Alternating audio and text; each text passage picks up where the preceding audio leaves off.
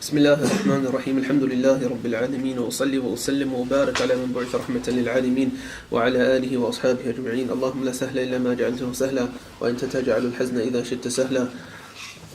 اللهم رب جبرائيل وميكائيل وإسرافيل فاطر السماوات والأرض عالم الغيب والشهادة أنت تحكم بين عبادك فيما كانوا فيه يختلفون فاهدنا لما اختلف فيه من الحق بإذنك إنك تهدي من تشاء إلى صراط مستقيم.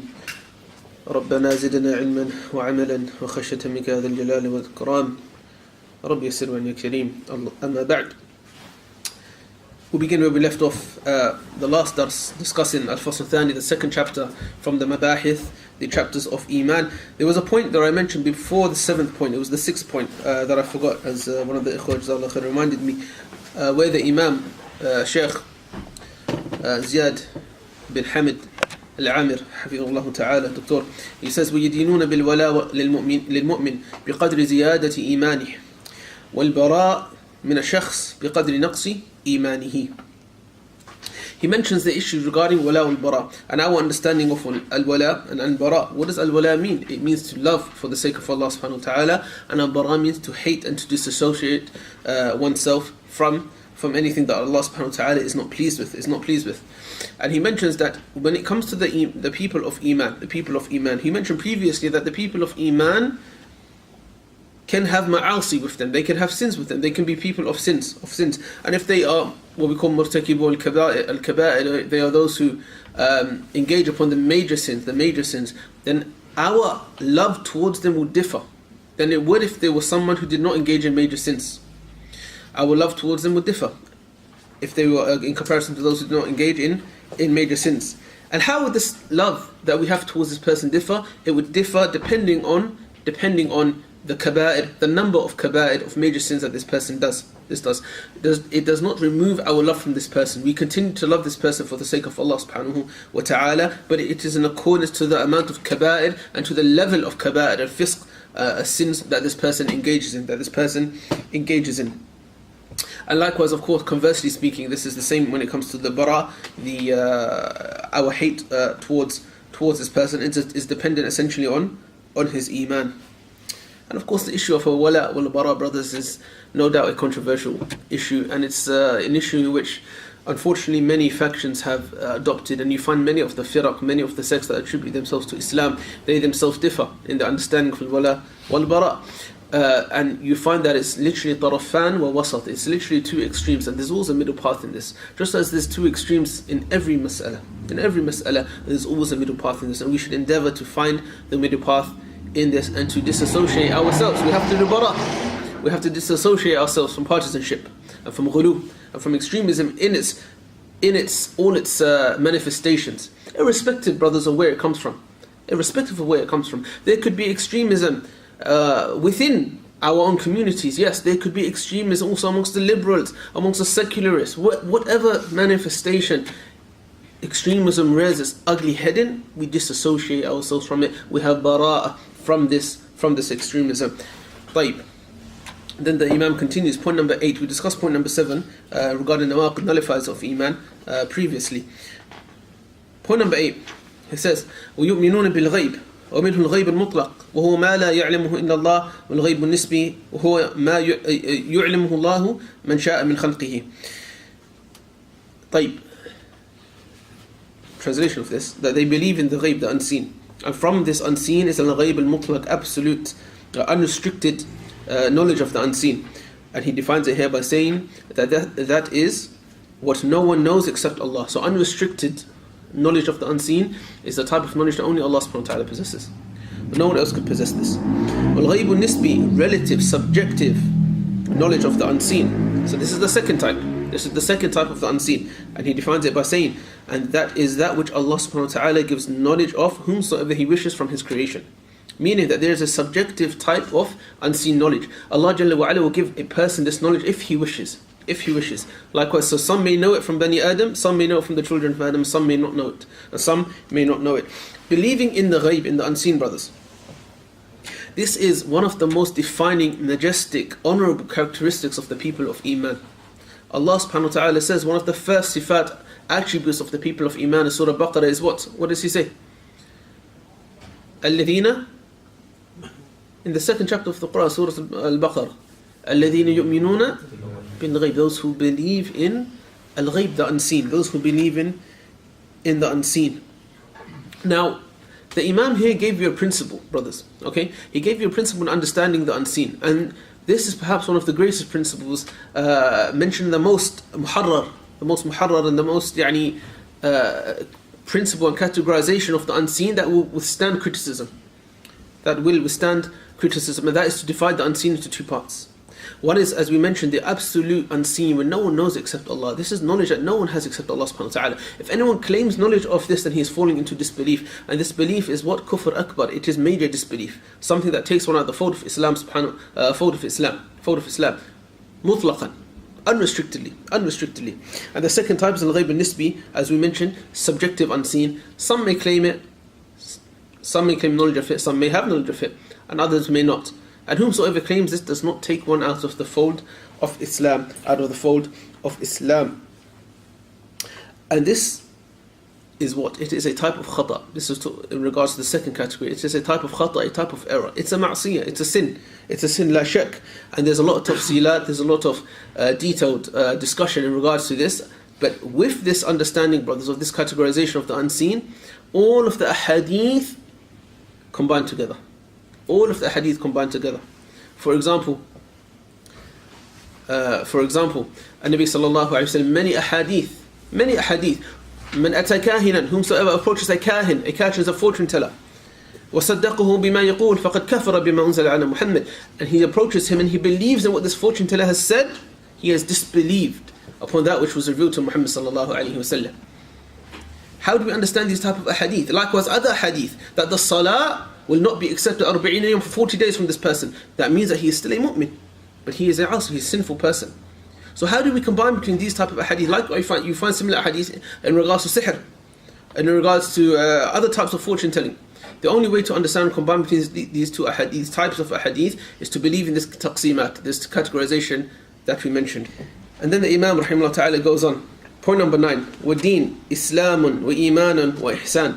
And this religion is based upon three things: Islam, Iman, and Ihsan. Islam, Iman, and Ihsan. And of course the Imam here is referring to which hadith, Ali? That this religion is based upon Islam, Iman, and then Ihsan, in these categories, in these levels. Jazakallahu khairan wa wafaqakallah. This is referring to the hadith of Jibreel, in which Jibreel alayhi salam came to An-Nabi sallallahu alayhi wa sallam and asked him, فَأَخْبِرْنِي عَنِ الْإِسْلَامِ. He asked him, inform me what is Islam, then inform me what is Iman, then inform me what is Ihsan. This hadith of Jibreel is azim, brothers. It contains the whole of this deen. The whole of this deen is within the hadith of Jibreel. It is a hadith that is azim jiddan. Many of the ulama singled out this hadith for explanation in separate books. Point number 10, wal Islam. Then he goes on now to define what is Islam. Huwa al-istislam lillahi bit-tawheed. That is, Islam is to submit. Al-istislam means to submit. It is to submit to Allah with what? With tawheed, and we discussed tawheed previously. وَالْإِنْقِيَادُ لَهُ بِالطَّاعَةِ, and to submit to him with obedience. So this is the second component of Islam, and that is to engage in ta'at, in absolute submission. Likewise, we can understand from this not only to engage in ta'at, but to avoid ma'asi as well, sins as well. And this essentially is the definition of Islam, brothers. It is to do the awamir, the commandments of Allah, and stay away from the nawahi, the prohibitions of Allah. And this is exactly what taklif is, legal responsibility. And the third component, he says, وَالْبَرَاءَةِ مِنَ الشِّرْكِ وَأَهْلِهِ, and to stay away from shirk. Associate partners Allah subhanahu wa ta'ala in worship, وَأَهْلِهِ, and from its people. And then he goes on and there's another ta'rif, and that is إظهار الاستسلام والانقياد لأحكام الله. It is to make apparent the submission to Allah subhanahu wa ta'ala, and to submit to the rulings and the legislation as laid out by Allah subhanahu wa ta'ala. And the benefit of this ta'rif, of this definition, this could be called semantics, but it encompasses the munafiqeen as well. It encompasses the hypocrites as well in this definition. Because again, we only judge people by the zawahir, by the apparent. And وَيَتَوَلَّ اللَّهُ السَّرَائِرَ. Allah subhanahu wa ta'ala deals alone with the hidden, that which is hidden from this person, that which is hidden from this person. The Imam continued to point number 11. Wal-ihsan. So, brothers, we defined Islam. He gave a definition for Islam. Okay? Now he's going to go through ihsan. طيب, where's Iman? Where's Iman? Why did he not give a definition for Iman? He's already done it. At the beginning of the chapter. Where did he do it? I think so. You think so? Akhi, when you speak, be certain about what you say. Where did he speak about Iman? Was that at the beginning? طيب, what is Iman? What is Iman? You have to be certain about ilm. Because I remember Shaykh Mashaykhna, Shaykh Uthaymin, rahimahullah ta'ala, Shaykh Mohammed Al-Uthaymin, he used to say that one of his teachers, and he mentioned this in his commentary on Hilyat Talib al-Ilm by Shaykh Bakr Abu Zayd, Ibn Qayyim al-Saghir, he was known as rahimahullah. He said that one of his mashayikh, whenever they would ask him a question, he would be like, فيه قولان, there's two opinions in the mas'ala. There's two opinions. And every mas'ala, there's two opinions, There's two opinions. And then eventually he became known as Shaykh al-Shakkaka, the Shaykh of the one who has doubts. Because every question you ask him, he has a doubt about it. Until eventually he was asked, Afillahi shak? Afillahi shak? Do you have doubt in Allah subhanahu wa ta'ala? So when it comes to ilm, we have to be certain. We have to be certain about what we say. And this is again connected to the statements of many of the ulama of the past. طيب, Iman. Why did he not mention Iman here when he discussed Islam? The answer to this, Allah subhanahu wa ta'ala knows best. It says Shaykh al-Islam Ibn Taymiyyah alayhi rahmatullah mentioned in his book Kitab al-Iman that Islam and Iman are two terms. Okay, they are synonymous with one another when they are mentioned apart from one another. But when they are mentioned together, then we differentiate between the two. إذا اجتمع افترقا وإذا افترقا اجتمع. This is the principle. When they are mentioned together, then we define. We say Islam is the apparent actions, Iman is the inner actions. But when they are mentioned apart from one another, we say Islam contains Iman. Likewise, Iman contains Islam. So he says, questions, make a note of it, inshallah ta'ala, and at the end we'll have time for that. Number 11, wal-ihsan. Wal-ihsan. أن تعبد الله كأنك تراه فإن لم تكن تراه فإنه يراك. He mentions here the exact definition as laid out by who? Abu al-Qasim sallallahu alayhi wasallam. That you worship Allah as if you see Him. And if you do not see Him, then know He sees you. This is the definition of ihsan. In another riwayah, in another narration, Nabi sallallahu alayhi wasallam said, أن تخشى الله. From the riwayah of Abu Hurairah, if I remember correctly. أن تخشى الله. That you have khashya of Allah, as if you see Him, and if you do not see Him, then know that He sees you. Ashab al-khashya, brothers, the people of khashya, they are the ulama. They are the ulama. What does khashya mean? It's always translated as fear. Wallahi, brothers, it's more than that. Fear, the word fear in English does not give justice to what khashya is. Khashya is al-khawf. Yes, it's fear, but it's al-khawf al-mabni al-ilm. Okay, it's fear that's based upon knowledge. And there's two separate things. One thing is to have fear of something, but another thing is to have fear based on sure knowledge of that thing. The fear is what? It's of a higher degree. It's of a higher degree, and it's interdimensional as well. So Ashab al-Khashya, they are the ulama, brothers. They are the ulama. Allah subhanahu wa ta'ala says, إِنَّمَا يَخْشَى اللَّهَ مِنْ عِبَادِهِ الْعُلَمَاءِ. Indeed, those who only have khashya, look at what Allah subhanahu wa ta'ala used here, the word khashya. Those that only have khashya of Allah are the ulama. Innama adat hasr, we call it in Arabic. It's a word that indicates complete exclusivity to that thing. Meaning those that have khashya are the ulama. The understanding of this is those that are not ulama do not have khashya. So whomsoever knows Allah, he is an alim. Whomsoever knows Allah subhanahu wa ta'ala, and whomsoever has khashya of Allah, then this person is an alim. This person is someone who knows Allah subhanahu wa ta'ala. May Allah jalla wa ala grant us khashya. Likewise, brothers, if you see that your ilm increases, but your a'mal does not increase, your salihat does not increase, your good deeds do not increase, then this ilm is not a hujjah for you, brothers, by Allah, it's a hujjah against you. And a sign of ilm that is nafi, a sign of ilm that is beneficial, is knowledge that brings you closer to Allah. Knowledge that when you learn it, you see the athar on your limbs. You see it on your tongue. You see it in your demeanor. You see it in everything about you as a person. It increases you in closeness to Allah subhanahu wa ta'ala. The more you learn, and the less you act upon this knowledge, then the more, brothers, this is a trial from Allah. It is a trial from Allah subhanahu wa ta'ala. And I remember one brother in Medina, Jazakallah khair, we had a discussion once, and he put a very poignant reminder to all of us, brothers. And he's a talib al-ilm, one of my close friends. He mentioned, it could be that Allah subhanahu wa ta'ala brought us to Medina not to honor us, but to destroy us. Wallahi, it is true, brothers. Anywhere you go for your talib al-ilm, in this very masjid now, if you do not see this ilm affecting you in a way that it brings you closer to Allah Jalla wa Ala, then know that this ilm is harmful upon you. And this is the defining characteristic, the defining principle that none other than Abu al-Faraj Ibn Rajab rahimahullah ta'ala, he mentioned in his kitab Fadl Ilm Salaf ala Ibn Khalaf, the benefits of the superiority of the knowledge of the Salaf in comparison to the knowledge of the Khalaf, the later generations. He defines this as the distinguish, literally the criterion between that which benefits, that which is beneficial knowledge, and that which isn't beneficial knowledge. It is knowledge that you see the athar on yourself. So may Allah subhanahu wa ta'ala make us of those who learn beneficial knowledge. Allahumma ameen. Then the Imam continues, point number 12. وَلَا تَثْبُتُ قَدْمُ الْإِسْلَامِ إِلَّا عَلَى ظَهْرِ التَّسْلِيمِ وَالْإِسْتِسْلَامِ. He mentions that a person's Islam will not be firm. A person's Islam will not be firm except if it's based upon taslim and istislam, unless it's based upon submission.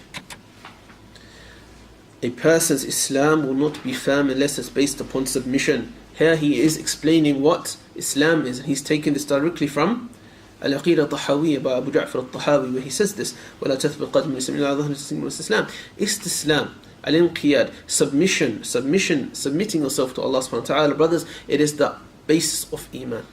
It is the basis of Iman. And all of those who had ishkalat, problems in their Islam, most of the time it comes back to this. It comes back to the fact that they did not submit themselves to Allah subhanahu wa ta'ala. Inheritance, لِذَكَرِ مِثْلُ حَظِّ الْأُنْثَيَيْنِ. Boys gain that, males gain twice as much as women. I can't accept this. This is problematic for me. He does not have istislam. He has fallen into kufr akbar. He has a problem with the ahkam of Allah subhanahu wa ta'ala. Another thing in Islam, I don't like what Islam says about this. I love the Quran, it's very beautiful. But there's certain ayat, or the Rasul, the Messenger sallallahu alaihi wasallam, there's certain things I cannot accept, He does not have istislam. He has not accepted Islam. He has accepted Islam verbally, but he has not actuated Islam and internalized Islam. This is why it's very important to understand this concept of Islam, submitting yourself. Ya ayyuhalladhina amanu udkhulu fi silmi kaffa. O you who have Iman, enter into Islam with full submission. Submit yourself to Allah. ما كان لمؤمن ولا مؤمنة إذا قضى الله ورسوله أمرا أن يكون لهم الخيرة من أمرهم. It is not befitting for a believing man nor woman, if Allah and His Messenger declare a judgment on something, that they have any say in the matter. سمعنا وأطعنا. We hear and we obey. And this is the defining characteristics of the people of Iman, brothers. There may be things you do not know, you do not understand. You say, آمنا بالله, we believe in Allah subhanahu wa ta'ala. قل آمنت بالله ثم استقم. And Nabi sallallahu alayhi wa sallam say, you believe in Allah, then have istiqamah. Then be steadfast upon it. Allah Jalla wa Ala says, لا يسأل عما يفعل وهم يسألون. Allah subhanahu wa ta'ala is not asked about what He does. They are asked about what they do. You do not know something, leave it for Allah subhanahu wa ta'ala. Allah has not given your aql, your intellect, full idrak of certain things. Our knowledge is mahdud, it is limited. وَمَا أُوتِيتُم مِّنَ الْعِلْمِ إِلَّا قَلِيلًا. You haven't been given except a little bit of knowledge, Allah says. Little bit of knowledge. So this concept of Islam is something, brothers, we need to reignite this. In a time where we're living, we're critical thinking, such that we think we critically analyze that which is from the muhkamat, that which is from the musallamat, that which is from our thawabit, that which is from clear Quran, clear authentic sunnah. No, we do not critically think about these things. They are given to us. They are clear truths and proofs and evidences. We accept this. This is where our aql stops to a certain extent. Allah subhanahu wa ta'ala has allowed us to use our intellect in certain things, in certain areas where yes, it is from the dhanniyat. He wants us, it's a form of ibadah that we worship Allah through these things. We try our best to do our judicial review, to think about, to do tafaqquh, to use our intellect to come to certain rulings. Yes, this is one of the greatest ibadat, but there are certain places where we cannot do this. We cannot do this. This is what we call the hudud of Allah, the limits of Allah subhanahu wa ta'ala. If you transgress this, then you are falling and placing yourself into destruction. May Allah subhanahu wa ta'ala keep us firm upon iman. Allahumma ameen.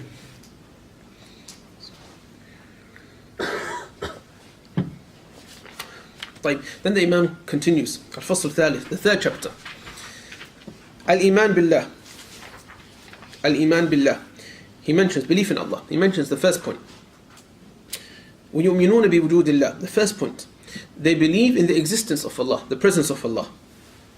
So now the Imam's gone on to, after giving us a brief introduction of certain masail, certain issues, an overall framework of Iman, he has now gone into belief, and he'll follow this chapter with belief in the books of Allah, the angels of Allah, the final day, and all the other arkan, the pillars of Iman. The first pillar of this is of course belief in Allah subhanahu wa ta'ala. He mentions the first thing which is incumbent upon everyone to have their Iman in is the existence of Allah subhanahu wa ta'ala. وَيُدُلُّ لِذَلِكَ الْفِطْرَةِ. And he mentions that which indicates and points to the existence of Allah is al-fitrah. Al-fitrah, the innate disposition, the natural disposition of a person that he was born upon Islam. وَآيَاتُهُ الْكَوْنِيَّةِ. Likewise the universal signs of Allah. Just as Allah Jalla wa'ala said in the Quran, كَمَا قَالَ تَعَالَى أَمْ خُلِقُوا مِنْ غَيْرِ شَيْءٍ أَمْ هُمُ الْخَالِقُونَ. Have they been created from nothing, or are they themselves the creator? The categorization, brothers, of Tawheed, by the ulama themselves differ. The common categorization that is mentioned and is popular is the categorization of Tawheed into three categories. Okay, we have Tawheed al-Rububiyyah, the lordship of Allah. Likewise, the Uluhiyyah, the worshipping in relation to Allah.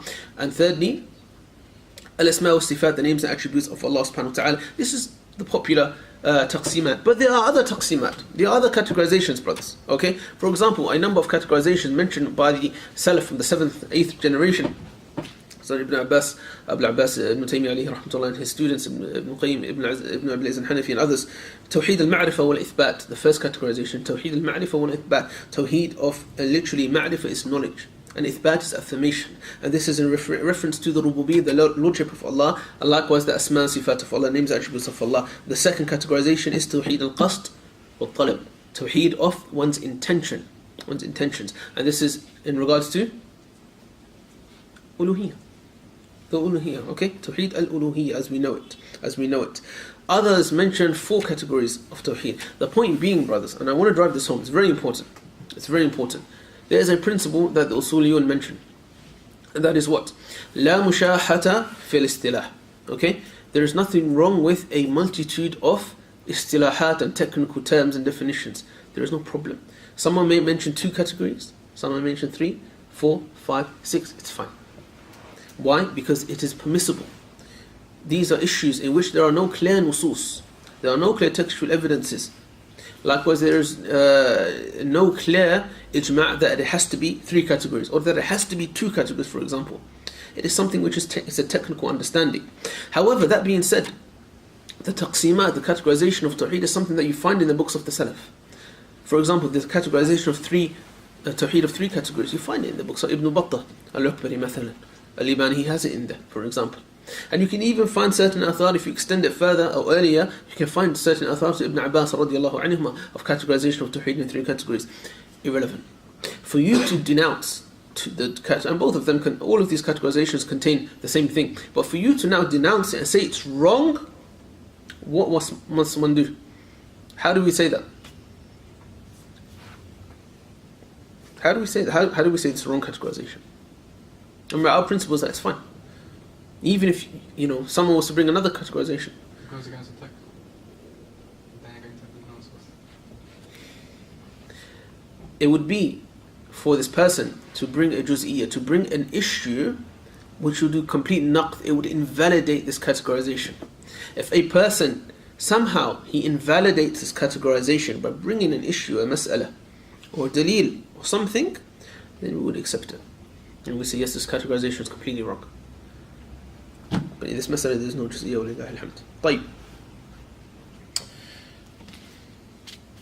That being said, also, carrying on, brothers, when it comes to categorizations and stuff like this, there are certain, not even categorizations, brothers, but even names, okay? There are certain things, brothers, we cannot place wala al-bara upon. It is not permissible to love and to hate another person because of a certain categorization that he follows, or perhaps even a certain name that he calls himself, or even perhaps a certain group that he ascribes himself for. These things are not permissible to have al-wala wal-bara, to love and hate for Allah subhanahu wa ta'ala based upon these things. That you affiliate yourself with a certain group, for example. Brothers, there is no other balanced position to hold in this mas'ala. Just like any other group you can name today, any political group that you can name today, any da'awi group. Notice, brothers, I say a group on da'wah, that engage in da'wah, okay? That are upon our manhaj, okay? They are not free from their mistakes. But it does not mean that you hate this group completely and you love anyone who's affiliated, anyone who has a certain stance to this group, you love and you hate this person based on this. This is completely wrong, brothers. And this is a type of ghulu, it's a type of extremism, as we mentioned earlier. Okay? إياكم الغلو فإنما أهلك من كان قبلكم هو النبي صلى الله عليه وسلم. Stay away from extremism. Because indeed that which destroyed those who came before you was extremism. The second point. First point, they believe in the existence of Allah subhanahu wa ta'ala and the universal ayat of Allah subhanahu wa ta'ala. We mentioned this discussion before. We discussed in detail the dalil of the fitrah and how it affirms to the existence of Allah subhanahu wa ta'ala. Likewise, the universal signs of Allah subhanahu wa ta'ala, the creation, etc., etc. I commented briefly on the ayah from Surah Tur in which the Imam mentioned, have they been created from nothing, or are they themselves the creator? We discussed this in detail, so inshallah you can refer back to the previous durus. Second point, وَيُؤْمِنُونَ بِرُبُوبِيَّةِ اللَّهِ. They believe in the rububiyyah. Here is the rububiyyah. Now it's the second point of iman.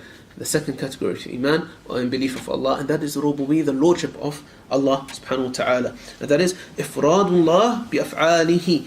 And now he defines what is rububiyyah. It is to single Allah subhanahu wa ta'ala out. Remember tawheed. What is tawheed, brothers? Linguistically, what is it? Unity. What does that mean, unity? Single out. To make something one? Yeah. Okay. Some of the Lughawiyun say it means tawheed linguistically means to make something one. Others say it means to ascribe oneness to something. Ascribe oneness, there's a delicate difference. So here rububiyyah is to single Allah subhanahu wa ta'ala out in regards to his actions. These are actions that no one possesses except Allah. No one has these actions except Allah subhanahu wa ta'ala. No one can do these things except Allah subhanahu wa ta'ala. Such as, he mentions, kal khalq, such as the creation. Wa kal razq, not rizq, al-razq. Razq. Razq is the action of Allah. The action of Allah providing for His slaves. Of course, the actions of rizq from Allah subhanahu wa ta'ala is both what? Metaphorical and physical. The rizq, our spiritual sustenance. Likewise, our physical sustenance. Wal hukm, likewise, legislation, tashri'. A tashri' is the haqq of Allah subhanahu wa ta'ala alone. There is no one that is entitled to legislate except Allah subhanahu wa ta'ala, and to legislate other than that which Allah has allowed is shirk akbar, it is kufr akbar, that takes one out of the fold of Islam. And of course this is a contentious issue and has a lot of detail. Wal ihya wal imata, likewise to give life and to give death. كما قال تعالى رب السماوات والأرض وما بينهما فاعبده واصطبر لعبادته هل تعلم له سميا. This ayah, brothers, is an amazing ayah that the Imam quoted. In this one ayah, in Surah Maryam, verse number 65, it contains all three categories of tawheed. All three categories of tawheed are mentioned in this one ayah. Let's go through it. رب السماوات والأرض وما بينهما. The Rabb of the samawat, of the heavens and the earth, and that which is between it. We know rububiyyah. Now you know what rububiyyah means, brothers. It's translated as what? Lord, usually, right? Lord of the heaven. No. You know rububiyyah now consists of khalq. It consists of creation. It consists of razq. It consists of providing sustenance. Tashri', legislation, giving life, giving death. Ziyad as well, cultivating. It is literally the sustainer, the creator. All of these meanings are contained within the word Rabb. It is not as simple as Lord. This is the first. So this is Tawheed Rububiyyah. Then Allah continues, فَاعْبُدْهُ وَاسْتَبِرْ لِعِبَادَتِهِ. Worship Him and continue. Have sabr and istibar in worshipping Him. This is now what? Tawheed al-Uluhiyyah now. This is now the worship. Worshipping Allah subhanahu wa ta'ala, another type of tawheed. And finally, Allah Jalla wa Ala concludes this ayah by saying, هَلْ تَعْلَمُ لَهُ سَمِيًّا. Do you know anyone that is similar to him? Subhanallah, Allahu Akbar. Do you know anyone that is similar to Allah Jalla wa Ala? Subhanallah. And this is of course what? Samiyyan ism means ism, a name. Do you know anyone that has a name that shares the name Allah apart from Allah? No. And this is asma wa sifat. Tawheed of al-asma wa sifat. طيب.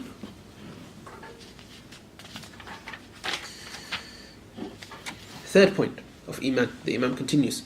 The Shaykh continues, حفظه الله تعالى, وَيُؤْمِنُونَ بِأَسْمَائِهِ وَصِفَاتِهِ. They believe in the names and the attributes of Allah subhanahu wa ta'ala. And he defines it here. What is Tawheed al-Asma' wa-Sifat? He says,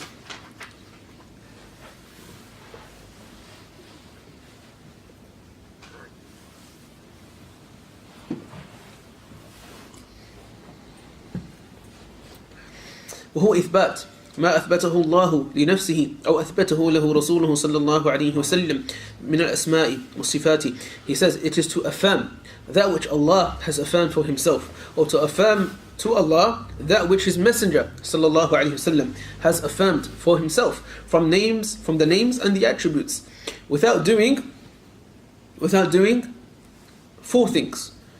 Without doing tahrif, which is essentially distortion, and without doing ta'til, which is to negate, so it's negation, and without min ghayri takif, and to not do takif. Takif is to ask how, to find out how, the mahiyya of something, okay, the haqa'iq or the haqiqa of something, reality of something.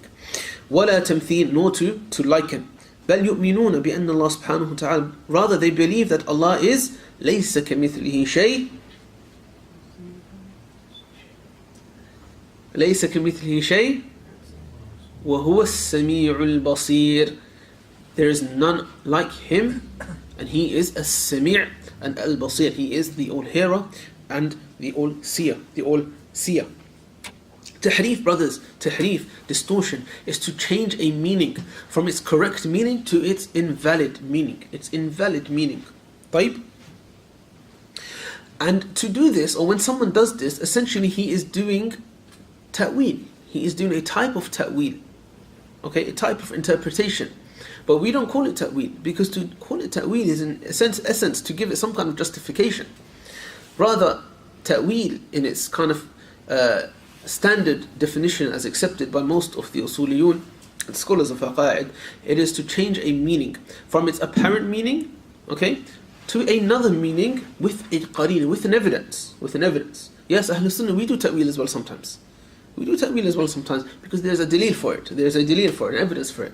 But to do this action of ta'wil, to interpret something without dalil, now you have distorted that text. So now instead of doing ta'wil, you've done tahrif, you've distorted it. And this is an action similar to the actions of the Jews, of the Yahud, as Allah Jalla wa Ala mentioned. وَقُولُوا حِطَّةً. And they said to the Jews when they would enter as conquerors, say hitta, حُطُّوا عَنَّا خَطَايَانَا, literally to, oh Allah, enter by submitting yourself to Allah, asking Allah to forgive you when you enter the blessed city. Ask Allah to forgive you. Rather, they said, حَبَّةٌ فِي شَعِيرَةٍ. They said literally a grain within a grain of wheat. And they distorted the meaning completely from their takabbur and from their arrogance. As for ta'til, then it means to negate the meaning from its correct meaning or negate it completely. And this is also a type of tajheel. What is tajheel? It is to ascribe ignorance or to feign ignorance to the meaning of the asma and sifat of Allah subhanahu wa ta'ala. And there's another name given to those who ascribe themselves to this type of ideology, and that is tafweed. Brothers, you have to understand, I don't want to get bogged down in these technicalities, okay? When we affirm the names and the attributes of Allah subhanahu wa ta'ala, we do two things.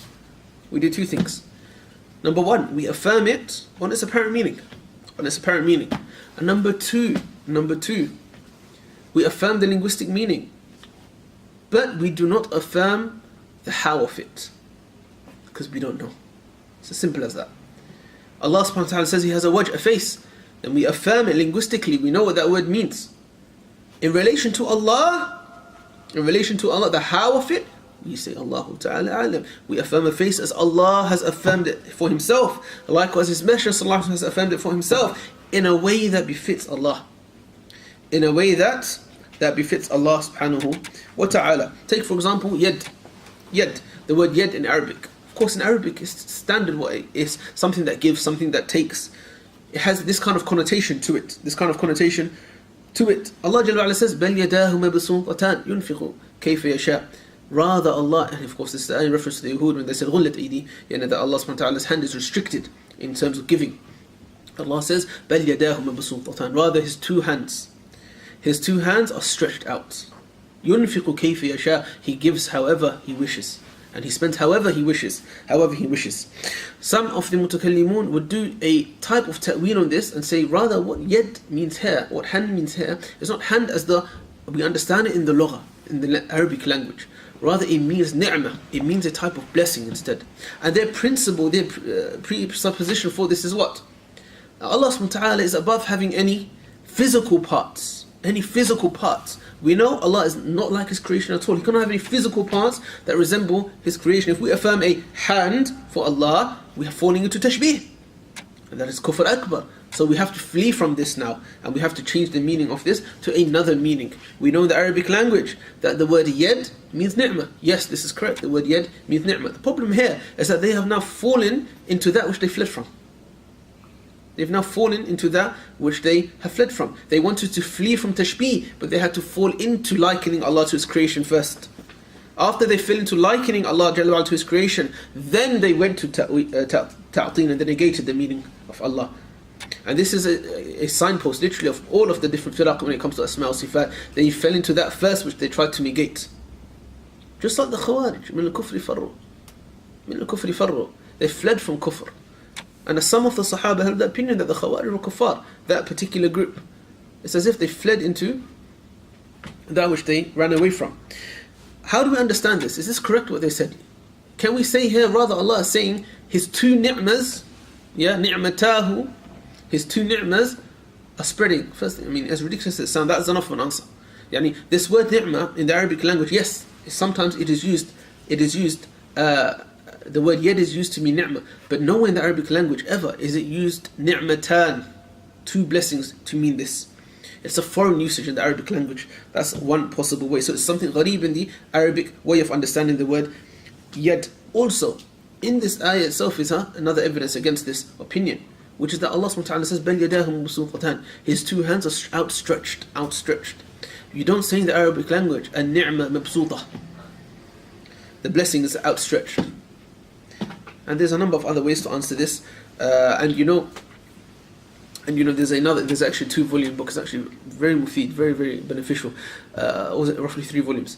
It was I think a PhD thesis. And that is قلب الأدلة عن الطوائف المضلة, which is literally to flip the evidences upon it. This is something many of the scholars of Aqad mention, that whenever you come to the different sects and firaq, whenever they use adillah, evidences from the Quran and the Sunnah, you find within this evidence itself is an evidence against what they're saying, subhanAllah. It's true. Wallahi, it is true. I tried it myself. I literally tried it myself. When I used to come across, even now I come across firaq and the istishhad of adillah, I don't look at any rebuttal. I try to confute it myself. And I sit there and look at the istishhad, and wallahi, you find adillah within the adillah that goes against what they're saying. And try yourselves if you ever come across this, inshallah ta'ala. طيب. Now, takif is to ask how something is. Okay, and this is something that, of course, happened in the time of Imam Malik, rahimahullah ta'ala, when a person came to him. We all know the story of Imam Malik. It's actually ascribed to his teacher Rabi'ah, okay, but it's commonly referenced to Imam Malik, alayhi rahmatullah, Malik ibn Anas al-Asbahi, Imam Dar al-Hijr, which is that a person came to him in his lesson, in his halaqah, in al-Masjid al-Nabawi, the Prophet's Masjid sallallahu alayhi wa sallam, and he said, Ar-Rahman ala arsh istawa, kayf istawa? He said, he quoted the ayah, Ar-Rahman has ascended above his throne, which is mentioned 6 times in the Quran. ثم استوى على العرش. He said, كيف? How? So he did what we do not do. He asked how? How? So Imam Malik lowered his head for some time, and you could see his face began to get red until his vein in his forehead started to protrude. And then he looked up and he said in a very firm voice, Al-istiwa ma'loom. The ascension of Allah is known. Known what? Known in the language. The meaning of it is known in the language. Wal-kayf majhool. How it happened is unknown to us. We do not know. Allah Jalla wa'ala has not given us knowledge of how. وَالْإِيمَانُ بِهِ wajib. And to believe in it is wajib. It's an obligation from faith to have iman and faith in this. وَالسُّؤَالُ عَنْهُ بِدْعَةٌ. And to ask about this, it is bid'ah. It is an innovation in and of itself. وَمَا أَرَاكِ إِلَّا مُبْتَدِعًا. And I don't see you except that you are an innovator. So this is a type of takyif. Notice, brothers, we used the Imam, the Shaykh, he used the word takyif. He did not use the word tamthil. Afwan, carrying on this. Wala tamthil. This is what I want to say. Wala tamthil, he says. We do not do tamthil. Tamthil is to liken Allah subhanahu wa ta'ala to creation. He used the word here tamthil, which is similar to what Allah subhanahu wa ta'ala himself used in the ayah. Laysa kamithlihi. Tamthil. Why did he use this word and not another commonly used word, which I used it myself, which is to do tashbih? Both of them have a similar meaning in their language. Tashbih means to liken Allah to His creation. Tamthil means to liken Allah Ta'ala to His creation.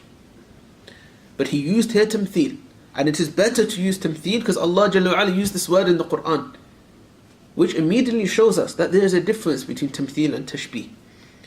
And that difference is, tamthil is to liken something to another thing in every single possible way.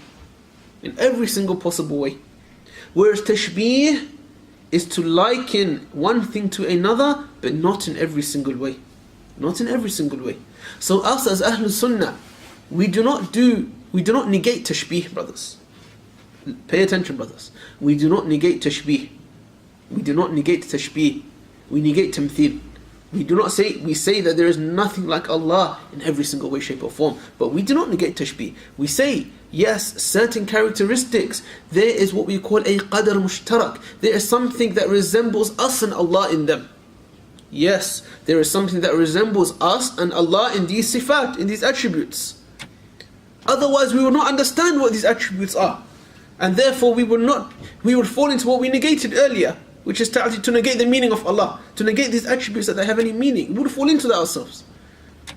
Rather, we affirm that there is certain sifat. Yes, we are described. Allah has described us with these attributes, and He has described Himself with these attributes as well. How do we understand this? Allah has the most perfect form of these attributes, and we do not possess the most perfect form of these attributes. And it's as simple as that. An example, Allah mentions in the ayah, وَهُوَ السَّمِيعُ الْبَصِيرُ. He is the most hearing, the most seeing. Do we have hearing, brothers? Yes, we do. Do we have sight? Yes, we do. Does Allah have sight? Yes. Does Allah have hearing? Yes. But Allah has the most perfect sight and the most perfect hearing, the likes of which we do not have.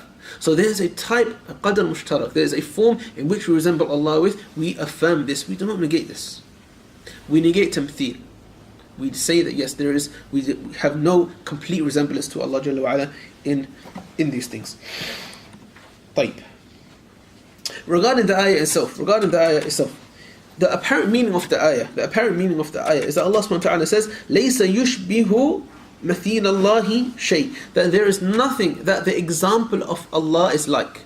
Pay attention, brothers. This ayah, we have to spend some time in it. The apparent meaning of this ayah, brothers, is that there is nothing, and this is from a linguistic point of view, there is nothing that resembles the resemblance of Allah to anything. لَيْسَ يُشْبِهُ مَثِيلَ اللَّهِ شَيْءٍ. There is nothing that the resemblance of Allah is like. This is a more apt translation. There is nothing that the resemblance of Allah is like. Do you see any problems with this? I'm asking, brother, do you see any problem with this? Again, there is nothing that the resemblance of Allah is like. There is nothing that the resemblance of Allah is like. To resemble something, it needs to be like. Barakallahu feek wa faqat. By us saying that, brothers, we have affirmed the resemblance to Allah. We are literally saying that there is something that may resemble Allah, and Allah does not resemble this thing whatsoever. Or that this thing that resembles Allah, nothing else resembles it. We are literally, the ishkal here is if we go on this apparent meaning of this ayah like this, yeah? If we say that the kaf here is for tashbih, the kaf here is for tashbih, is to liken something to something, and this is the common usage in the Arabic language, then it's as if we're affirming a mithl for Allah. Laysa mithlu mithlihi shay. Literally. That there is, if we say the kaf, laysa kamith, this kaf here, if we say it means tashbih, to liken something to another thing, it's as if the translation of this ayah, the meaning of the ayah is laysa mithlu mithlihi shay. Okay, or laysa yushbihu mithlillahi shay. So there's a problem here. How do we understand what this kaf in the Arabic language is? Now there's a number of opinions amongst the ulama. Most of them are quite close to one another. Some of the ulama have held that yes, it means kaf. This kaf here means mithl. It means mithl. Okay, but it's problematic for the reasons that we mentioned, even for tashbih. One of the strongest opinions, this is an opinion of some Shaykh as well, is that the kaf here means it's a mazida. It's literally an additional kaf. Astaghfirullah, something additional in the Quran? No, I don't mean this. It is an additional kaf that is there for emphasis. It adds extreme emphasis. It's as if you're saying, laysa mithlullahi shay, laysa mithlullahi shay, laysa mithlullahi shay. Like I'm saying it multiple times. It gives emphasis that there is nothing like Allah. There's nothing like Allah. It's perhaps one of the strongest opinions. طيب.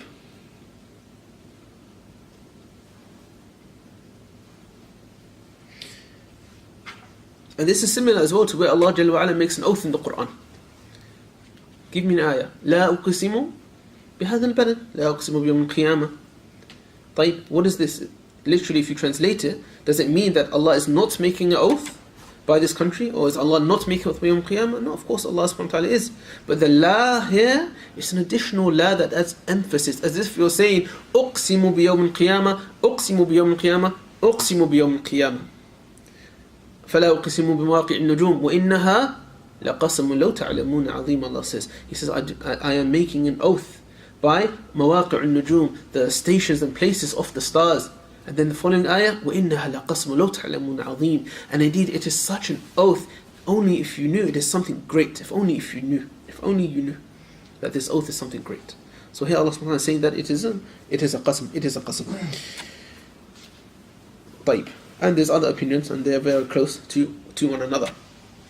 Then the Imam continues the fourth point. وَيُؤْمِنُونَ بِأُلُوهِيَّةِ اللَّهِ. They believe in the uluhiyyah of Allah, the third category of tawheed. Defining this, he says, وَهُوَ إِفْرَادُ اللَّهِ بِأَفْعَالِ الْعِبَادِ. It is to single Allah subhanahu wa ta'ala out with the actions of the slave. With the actions of the slave, meaning the ibadah, the worship of the slave. And he says, وَهُوَ الْغَايَةُ مِنَ الْخَلْقِ. And it is the epitome, the reason for the creation. It is the reason for the creation, so that the creation worship Allah. As Allah ta'ala said, وَمَا خَلَقْتُ الْجِنَّ وَالْإِنسَ إِلَّا لِيَعْبُدُونَ. And I haven't created jinn and man except to worship me. And he says, وَهُوَ أَسَاسُ دَعْوَةِ الرُّسُلِ. It is the foundation of the call of all of the messengers. كما قال تعالى, as Allah Jalla wa Ala has said, وَمَا أَرْسَلْنَا مِن قَبْلِكَ مِن رَسُولٍ إِلَّا نُوحِي إِلَيْهِ أَنَّهُ لَا إِلَهَ إِلَّا أَنَا فَاعْبُدُونَ. And we haven't sent from before you a single messenger, except that we sent revelation, a wahi to him, that there is none worthy of worship except me. فَاعْبُدُونِي. And so worship me.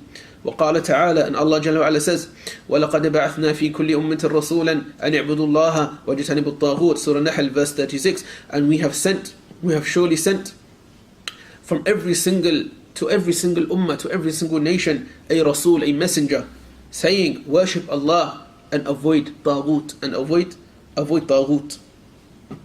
So of course, brothers, as the Imam Muhammad ta'ala mentioned, Tawheed al-Uluhiyyah is the worship of the ibad to Allah Jalla wa Ala.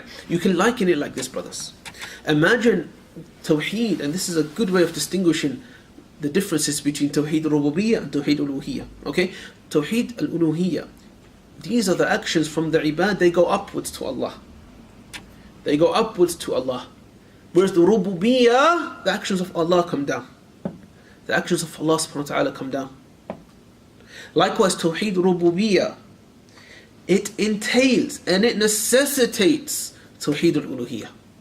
If someone has Rububiyyah of Allah, then it necessitates that he worships Allah. If he believes that it is only Allah, there can only be a divine being who creates, gives death, controls the affairs of the creation, then this, within him, it calls him to then worship this thing, to then worship this divine being, to worship Allah Jalla wa Ala. Okay?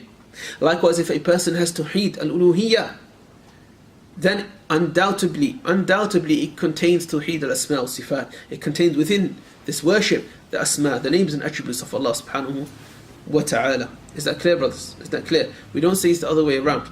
Tawheed al-Rububiyyah, it necessitates Tawheed al-Uluhiyyah. But if someone has Tawheed al-Uluhiyyah, then it necessitates that present within him, within his belief, is Rububiyyah. Likewise, Asma, al-Asma wa Sifat. So the alaqa is alaqa talazum was rububiyyah, it's still there. طيب. Then he mentions here, وتوحيد, point number 5, وتوحيد Allah, هو أول واجب وآخر واجب. It is the first wajib, the first obligation. Tawheed is the first obligation. وآخر واجب, and it is the last obligation. يخرج به الإنسان من الدنيا, الله أكبر. And it is the last obligation that a person leaves this dunya with. That a person leaves this dunya with. As-Safanini rahimahullah ta'ala, he mentioned in his Ad-Durra al-Mudiyya, وَأَوْلُ وَاجِبٍ عَلَى الْعَبِيدِ مَعْرِفَةُ الرَّحْمَنِ بِالتَّوْحِيدِ, that the first wajib upon the abid, the slaves, is to worship Allah with Tawheed, to know Allah with Tawheed. Notice here, the Shaykh did not say that leaving the dunya, what is wajib is to say La ilaha illallah, to say it. He didn't say that. He said what is wajib is to have the belief. That is the obligation, to have the belief in Tawheed. That is the first obligation that someone enters Islam with, and likewise it's the last obligation upon him when his soul is leaving this dunya, is to have this belief in his heart. But it's not to say La ilaha illallah on his tongue. Why? Because you could say it but not believe it in your heart. Possibly, but something more pertinent than that. No. And if you believe it, then you follow that with actions and that and so on. But with just tongue, it doesn't. It separates from someone who can say it, but they may not pray. Similar to the Shaykh Islam. Jazakumullah khair. The answer here, brothers, is that to say La ilaha illallah upon death is mustahab, it's not wajib. It's recommended, but it's not a wajib to say it. Because sometimes a person cannot move his tongue. He may be, a'udhu billah, in a situation where he's unable to say anything. Okay? He may be in a coma, Allah Jalla wa Ala knows best. He may be in a position where he cannot say this. What's wajib is to have this belief. And sometimes a person may pass away and he may not say it to shahada. And everyone will say, oh, a'udhu billah, it's a sign of a bad death. La, it's not a sign of a bad death, brothers. Yes, it's a sign of it's an additional sign of a good death that a person says La ilaha illallah upon his death. But it's not necessarily an indicator of a bad death that a person does not say it. If that was the case, then it would be wajib to say La ilaha illallah. And so we can say with certainty, whosoever does not say La ilaha illallah, he hasn't committed the last obligation upon him. We cannot say that. It is mustahab. It's recommended to say it. If a person says Alhamdulillah, if he does not say it, we don't say this person has a bad death. May Allah Jalla wa Ala bless us with a shahada upon our tongue. Allahumma ameen. Say Ameen, brothers. طيب. Then the Imam says, 6th point, وَيَعْتَقِدُونَ مَعْنَى لَا إِلَهَ إِلَّا اللَّهِ أي لَا مَعْبُودَ بِحَقٍ إِلَّا اللَّهِ. And they believe in the meaning of La ilaha illallah, that it means there is nothing worthy of worship except Allah. This is the meaning of the kalimat at-tawheed. This is the meaning of La ilaha illallah, that there is nothing worthy of worship except Allah. And there is a number of hadith to indicate this meaning. Some of the mutakallimun differ and they say that La ilaha illallah means that La khaliq illallah, there is no creator except Allah. They translate as La ilaha illallah, there is no creator, there is no God but God. There is no creator except God. There is none. Others say La qadir al-ikhtira, a similar meaning, that there is no one that has the ability to create except Allah. We say that this is a khata, this is an error. Why? Because the mushrikun of Quraysh understood Tawheed Rububiyyah. The majority had Tawheed Rububiyyah. They knew that there was a divine being, Allah subhanahu wa ta'ala, that had full control. He was the greatest of the other deities. He had full control over everything. He could create when he wishes, give life and death when he wishes, have full control of the universe, etc. And there are many ayat, Surah Yunus, many ayat where Allah subhanahu wa ta'ala says this about the mushrikun. Yes, this is fil jumla, generally. There are some who denied rububiyyah. Another thing is that the ma'rika, the main battlefield, the main battleground between the messengers of all of the nations of old and between their people was not in Tawheed Rububiyyah. It was in Tawheed Al-Uluhiyyah. It was in the worshipping of Allah subhanahu wa ta'ala. As the Imam mentioned here, وَلَقَدْ بَعَثْنَا فِي كُلِّ, we have sent in every nation a messenger saying, worship Allah. وَاجْتَنِبُوا الطَّاغُوتَ. Surah A'raf, Surah Al-A'raf, Surah Hud. Many of the Anbiya Allah Jalla wa'ala mentions, أَنِ اعْبُدُوا اللَّهَ وَاجْتَنِبُوا الطَّاغُوتَ. أَنِ اعْبُدُوا اللَّهَ, أَنِ اعْبُدُوا اللَّهَ. Worship Allah. Worship Allah subhanahu wa ta'ala. So this was the main ma'rika, this was the main battlefield. Likewise, we do not say, لَا مَعْبُودٍ إِلَّا اللَّهِ. There is nothing that is to be worshipped except Allah. We add another constraint, and we say that there is nothing that is worthy of worship except Allah. There is nothing that is deserving of worship except Allah. Why? Because if we say there is nothing that is being worshipped except Allah, this is the waqi', the reality belies this. There are many deities that are worshipped apart from Allah subhanahu wa ta'ala. فَمَا أَغْنِتَ عَنْهُمْ آلِهَةُمْ الَّتِي كَانُوا يَدْعُونَ مِن دُونِ اللَّهِ. Allah Jalla says their aliha, their gods that they used to worship and associate partners with Allah, did not benefit them. So there are other things that people worship. Nowadays it's not only deities. People worship money. People worship their desires. People worship a number of things, وَلِيَعَذُ بِاللَّهِ. And it's not only associated now to divine beings or anything like this. طيب. The seventh point, وَصَرْفُ شَيْءٍ مِنَ الْعِبَادِ لِغَيْرِ اللَّهِ شِرْكٍ. To move something, to associate anything in the ibadah to other than Allah is a type of shirk. It's a type of shirk. وقد حذر النبي صلى الله عليه وسلم منه من الذراع الموصلة إليه. And the Nabi صلى الله عليه وسلم has warned of all of the pathways that lead to shirk. To divert anything that is considered ibadah to other than Allah subhanahu wa ta'ala, be it something that is living, be it something that is dead, be it something that is inanimate, it is a type of shirk. Why? Because none is deserving of this ibadah except Allah subhanahu wa ta'ala. None is deserving of this ibadah except Allah. طيب, brothers, I'll ask you a question. Does anyone commit shirk knowingly? Does anyone say, I know this is shirk, I'm going to do it?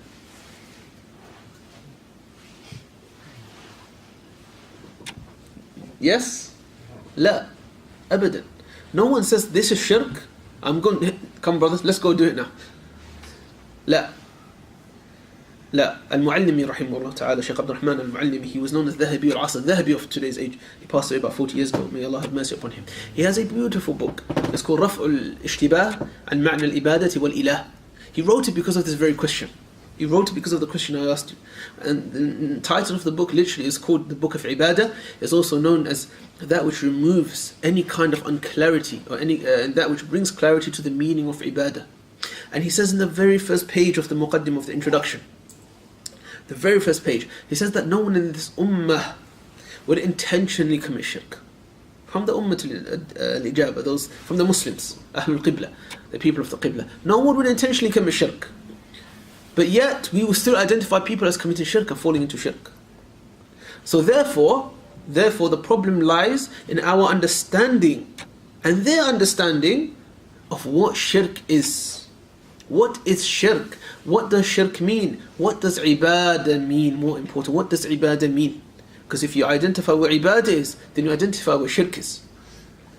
And he dedicated this whole book to gaining a ta'rif or a definition of shirk and a definition of ibadah. And of course many preceded him in this as well. Perhaps the most popular definition of ibadah is what?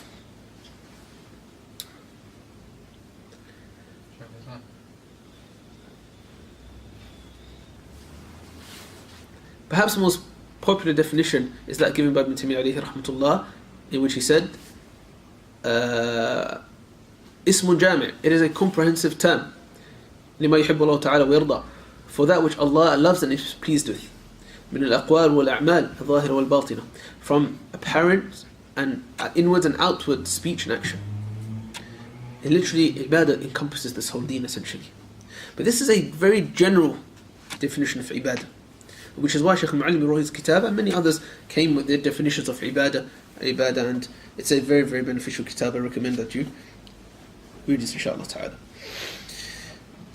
The second part of this that Imam mentioned is that the Nabi sallallahu alaihi wasallam warned of the possible pathways of that which leads to shirk, such as, for example, raising of the graves and building building structures, etc. upon the grave. This essentially links back to the shirk of the awa'il, of the first early generation, the people of Nuh alayhi salam, where shirk became pronounced and apparent in this ummah. And again, it was that due to Nabi sallallahu, as he mentioned, suwar, pictures that were hung up in these places. And eventually after generation, shaitan whispered to these people, such in the hadith ibn Abbas, and they began to worship these things. And Nabi sallallahu alayhi wa sallam, one of his last words that he said before he passed away, sallallahu ta'ala alayhi wa sallam, was what? لَعْنَ اللَّهِ الْيَهُودُ وَالنَّصَارَى. May Allah curse the Yahud and the Nasara. اتَّخَذُوا قُبُورُ أَنْبِيَائِهِمْ مساجد. They took the qubur, the graves of their prophets, as masajid, as places of worship. So Islam came to stop any kind of shirk happening, any kind of means that may lead to shirk. Islam came to stop this. Likewise, this qa'idah, this principle, is one of the major principles of this deen, and it is not restricted to shirk. It is restricted to it encompasses any type of haram. This is what we call sadd al-dhara'i. It literally is placing a barrier that may lead to that haram. And this is where we can identify that which is makruh, that which is disliked, because that which is disliked is linked very close to that which is haram. Likewise, that which is mubah, that which is permissible, engaging in excessive, we call it fudul mubahat, excessive permissible actions. Yes, it's permissible, but to do it excessively is also makruh, it's also disliked and madhmoom and disdained and frowned upon. And it may lead a person to transgress into that which is haram. Which is why fudul mubahat is not from the signposts and characteristics of talabat al-ilm, of students of knowledge, and those of ibadah. But likewise, sometimes unfortunately we fall into extremes when it comes to sadd al-dhara'i. We fall into extremes in it, and this is where the haram police become known. Everything's haram. When in reality, it's not haram at all, it's ibaha. But due to their love of Islam, and due to the ghayrah that they have of Islam and the Muslims, it sometimes leads some of those of knowledge to fall into a bit of extremes when it comes to labeling things that are haram and things that are permissible as being haram. But at the same time, if this qa'idah is overused, then it may lead to people not having ta'zeem of the huramat of Allah, not having any type of veneration over that which Allah has declared haram. And it may lead them and put them off the deen and put them off for certain things. So we have to be very balanced, brothers, and we have to take into account our context. Okay, our context, living in the West, etc. What may be suitable here may not be suitable in the East, in Najd or Riyadh, Qasim or Kada. But likewise, what is suitable there may not be suitable here. And this is the flexibility of the Sharia. We cannot import minds and cultures, brothers. We have to stop this. We have to stop. Unfortunately, many of us, we fall into this ourselves. We go away for many years, we study, we come back here, we still have that mindset with us. It's wrong. And we could be, unfortunately, detrimental to Islam, to furthering Islam, and to conveying the masses with Islam, and to educate the people of Islam. We have to take into relevance our situation, our context, and likewise use the flexibility that Allah Jalla wa'ala has given us in the Sharia to then apply this to the people, Finally, the last point that the Imam mentions in the topic of the belief in Allah, Iman in Allah, is point number 8, where he says, وَالسَّيْرِ إِلَى اللَّهِ بِالْحُبِّ وَالْخَوْفِ وَالرَّجَى. He says, the journey to Allah, and this is, subhanAllah, the spirituality in Tawheed. The journey to Allah is based upon hubb, is based upon love, and is based upon khawf, fear, and it's based upon raja, hope.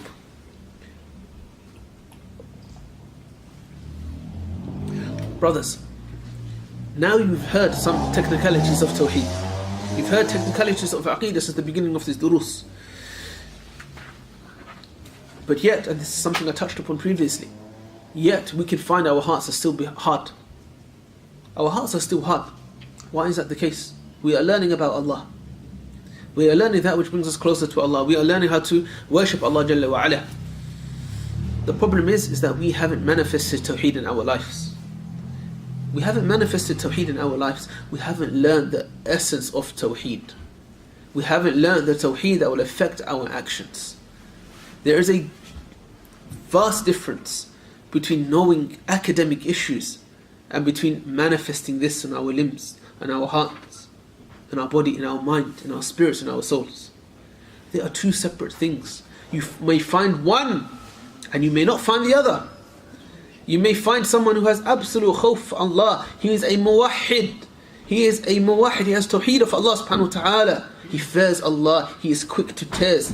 He stays away from that which is haram. He lives in a Jannah. He lives in a Jannah in this world. And he hasn't yet entered the Jannah of the Akhirah. But yet you may find someone who has the academic knowledge of Allah, of tawheed. Every mas'ala, adillah. He will give you tawa'if that said it. He will quote you everything. But yet, when the words of Allah subhanahu wa ta'ala are recited to him, his eyes are dry. Qiyamul layl, forget about it. Any acts of nawafil, anything which is supererogatory that will draw him closer to Allah, forget about it. Which one, I ask you brothers, which one is a greater muwahhid? Which one is a greater muwahhid? Which one has actualized tawheed in his limbs? Which one has done the purpose of knowledge? Subhanallah, the purpose of knowledge, brothers. The purpose of knowledge is action. Ali ibn Talib said, هَتَفَ الْعِلْمُ بِالْعَمَلِ. Literally, your knowledge, it calls out for action. It's like someone calling on the phone. It is calling for action. فِإِنْ أَجَابَهُ إِلَّا ارْتَحَلْ. If it answers, it will stay. But if it doesn't, it will leave. The purpose of ilm, brothers, is to act upon it. Which one is a greater muwahhid? Someone who has manifested tawheed with the little knowledge that he has. He is a true abid of Allah. And someone who is very far from abid. He only, subhanallah, is only nisbah is his name. Literally. That he knows something. He knows something. He is a muwahhid by name. But he's not a muwahhid by amal. May Allah make us muwahhideen in actions. Allahumma ameen. So, tahir, like a bird, and this is likened by Imam Ahmad and other people, that a person, when he worships Allah subhanahu wa ta'ala, when he manifests Allah Jalla wa ala, it's as if the head of a bird is likening to the head of a bird, a dove, for example. The head of it is hub. No one can worship Allah subhanahu wa ta'ala without hub, without loving Allah subhanahu wa ta'ala. The moment you stop loving Allah, you have fallen into disbelief. We have to rekindle this in our lives, brothers. We have to rekindle our mahabba, our love for Allah Jalla wa ala. And this is the essence of tawheed. We love Allah Jalla wa ala more than we love ourselves. We love the awamir of Allah more than our own shahawat, more than our own desires. We know something will earn the pleasure of Allah, we do it due to our love to Allah subhanahu wa ta'ala. Even where it puts us, where it may put us. But our mahabba for Allah comes first. It takes precedence over that which we love. And the two wings of this bird, either side is khawf. One is khawf, one is the fear of Allah, and the other is hope in Allah. When there's a need for one to take over, it takes over. If someone is delved in ma'asi, he is literally submerged, he is suffocating in sin, then he has to increase the khawf of Allah. He has to increase his fear of Allah subhanahu wa ta'ala. But likewise, if he is in a time of difficulty, then he increases his raja, his hope in Allah, that Allah subhanahu wa ta'ala may take him out of this. And this is how iman, a mu'min, should be. His head should be that of mahabba, and his two wings should be khawf, fear, and raja, and hope. وصلى الله وسلم وبارك على عبد الله ورسوله نبينا محمد وعلى آله وأصحابه أجمعين وآخر دعوانا الحمد لله رب العالمين.